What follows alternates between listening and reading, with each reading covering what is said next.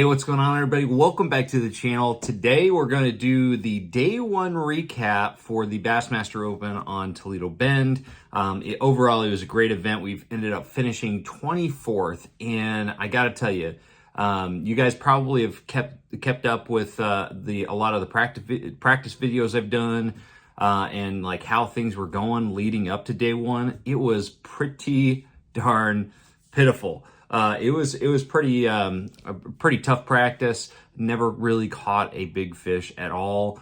You know, I think the biggest fish I probably caught was maybe 3 pounds in practice. So really, and I only maybe caught one other that was close to that. Actually, I lost it.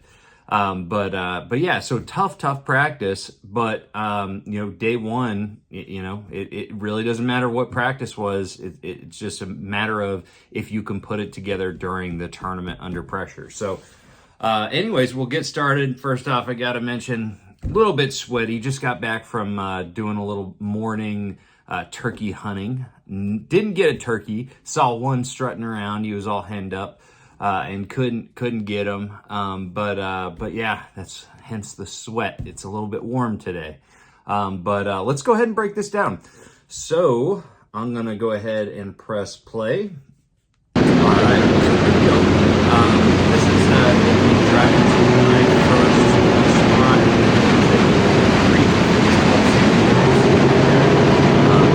Here I'm driving to an area that I thought I was gonna start on.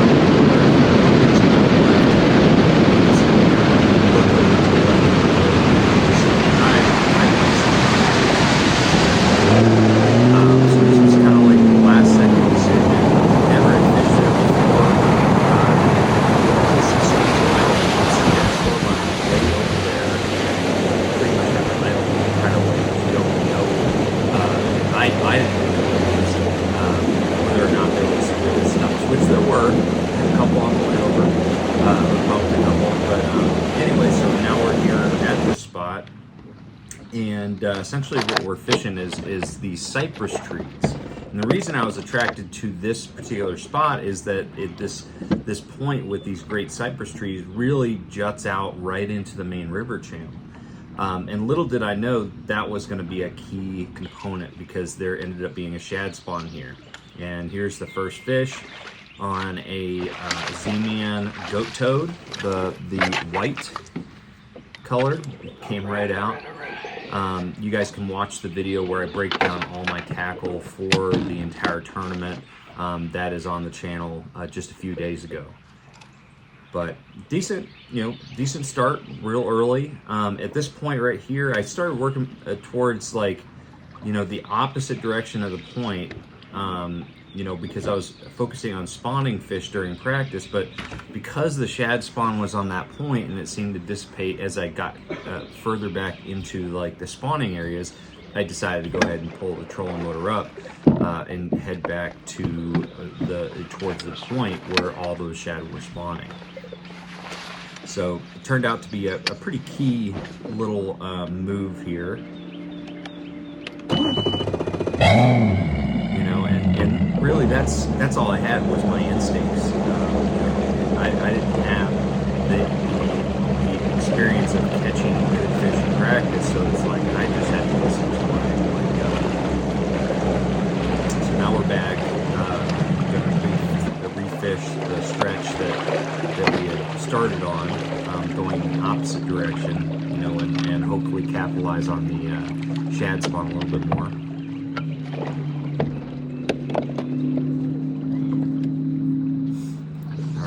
Toad, another bite on the toad. This was actually one of my better fish for the day. Really good decision to come back. This was a 3+ pounder. You can actually probably hear me talking to myself. I like to tell myself good job when I'm doing well. And I'm also not too nice to myself when I'm not doing well sometimes.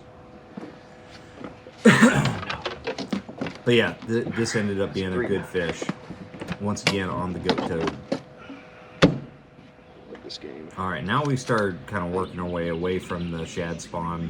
Here's a keeper. They were just, you know, these fish are really eating that goat toad pretty good.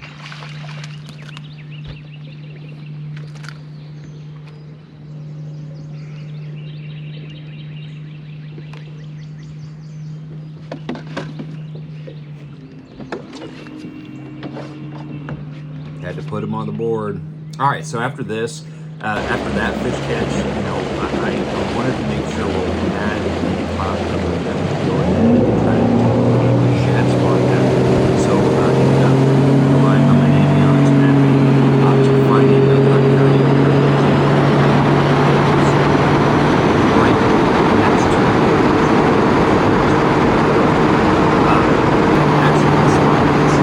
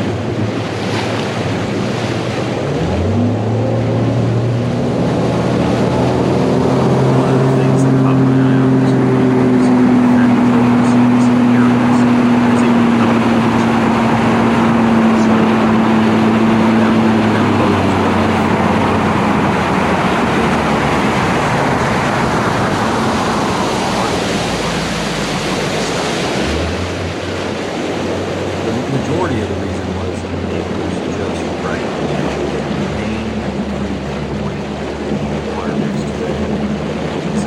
It was checking all the boxes for the shads.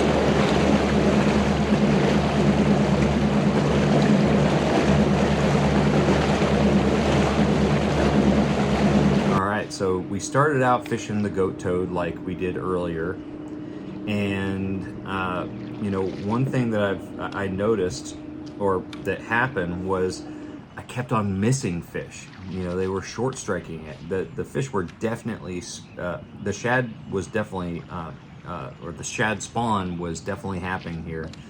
But they, like this fish right here, missed it. You know, it would take it underneath, the toad would disappear, but they wouldn't get a good, you know, they wouldn't take it good. So I ended up trying multiple things. Right here, I think I'm tying on a square bill crankbait to try to get some of those fish that are just swiping at it. You could actually see at the base of those trees there was some shad spawning there.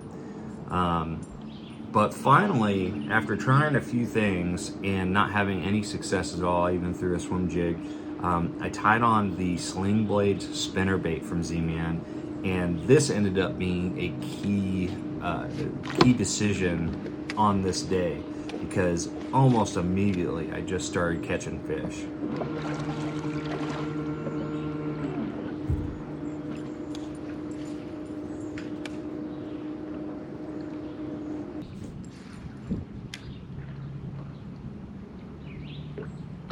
And these fish were not like crushing it. They were just kind of loading up the rod. That was it. It wasn't like one of those push strikes where, you know, you lose contact with the bait. It just would load up. And there we go, decent fish.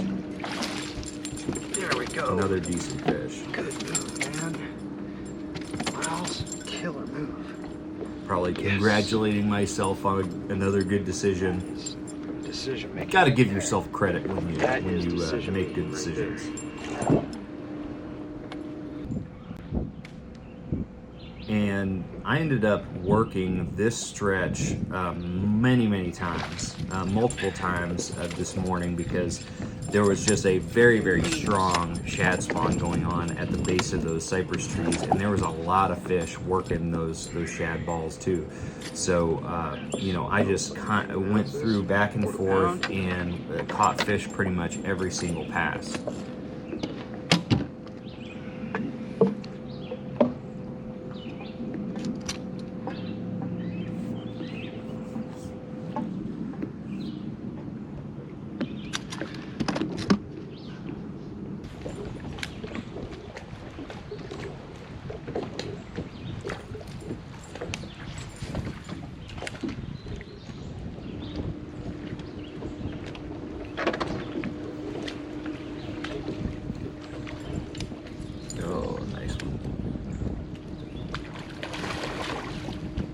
man, all these fish, other than, you know, the occasional like 3-pounder, all of them were kind of in that 2.5 pound range, which is, you know, I was pretty happy with that after practice, only seeing a few of those. I did miss several fish that I think were actually probably bigger than any of the ones I actually got on the boat. One of them I saw, it looked to be about 4+ pounds. Again, they were eating it really, really weird, which isn't uncommon for a shad spawn. They've just got so much bait to choose from that they don't fully commit on any one, you know, bait, you know. So it's common. You can't get frustrated with it. You just got to catch what you can.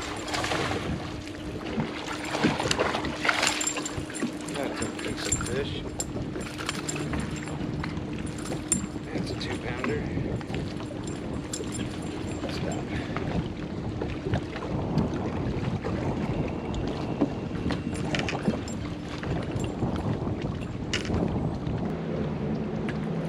I think about this time things started to really taper down on the shad spawn. It started really becoming more and more sparse, and the bite was definitely slowing down at this point. But because of the cloud cover, you know, that really extended it out some, so which was really key. Nope, just the same size.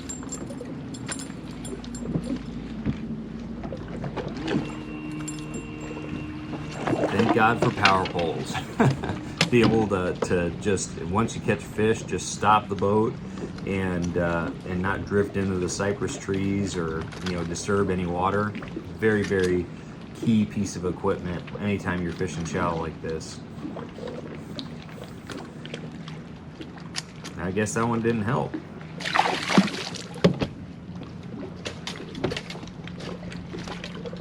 Doesn't look like either of those, both of those power poles went down that time. All right, I think this was one of the last fish that I caught on the spinnerbait this day. You know, this was kind of just working down this bank that I hadn't been on yet at that point. It's 2.25.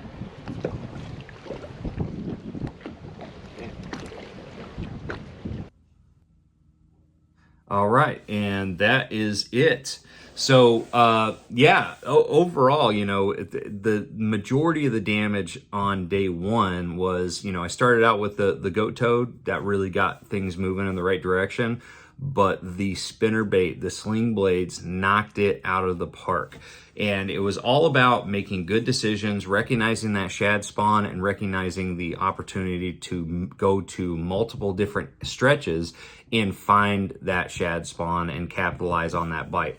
That was pretty much the main reason why I went from you know, catching at most 11 pounds during practice to catching 17 pounds 2 ounces the first day. Now, if you're thinking those fish don't look like they compile a 17-pound bag, you'd be right. So unfortunately, the last fish of the day I did not get on camera. It was a 513 that I caught on a leapfrog, so an actual frog. So what you guys didn't see is after this shad spawn deal, I ended up going to some spawning areas where I had some fish marked on the bed. It wasn't anything crazy special, but it was just up the lake in like the Blue Lake area. And so I was push pulling around, and unfortunately my YOLO Tech, the light YOLO Tech that I have for the back of the boat, that ended up getting ripped out of the socket. So the socket actually, you know, broke out of the hull of the boat because I was push pulling through some bushes, and it pretty much just ripped that whole pedestal out. But anyway, so that's the reason why I didn't get the footage at the end of the day, but I ended up, you know, push pulling around. All of those fish were gone, which seemed to be pretty much the norm for most of the anglers that were sight fishing. A lot of guys reported that all their fish had gone. And then once I kind of, you know, was done with the whole trying to sight fish one up, I went back and fished this pretty much this exact stretch that you got that I ended up fishing for the shad spawn. Picked up the frog and caught that one 513, but never caught another fish on it. So yeah, I feel like I got a little lucky catching that one fish. But it was a epic fight. You know, the strike was crazy. But so I wish I had it on camera, really do, but unfortunately I had to get home that night and repair that light socket that I damaged push pulling around. You know, those light sockets, man, when you're dealing with those Yolotechs with the lights, that's just a lot of leverage. So just the weight itself, excuse me, just the weight itself with the GoPro and the light and everything and all that leverage, you know. But anyways, guys, that was day one. It was a lot of fun being able to make good decisions, and it put us in a really, really good standing. So tomorrow we're going to be posting day 2 recap, and that one is equally good. So make sure that you check out that video. And also, if you're interested in all the tackle that I used in this video, you can use the affiliate links in the description below to get 10% off your order, and you get and it also helps support the channel. Other ways that you guys can support the channel is to ask questions. Drop a comment below with a question that you want me to do a video on, and if it's a question I feel like I have you know, an opinion on, I will absolutely do a video for you. But other than that, guys, another thing I want to mention is we've got the virtual lessons with fishthemoment.com. If you go to fishthemoment.com, you can book me for an hour. There's also some other anglers like my good friend Matt Steffen and several others. So go to fishthemoment.com if you want some one-on-one time with me. But other than that, make sure you guys trust the process, and I'm going to see you out on the water or in the woods. It's turkey season.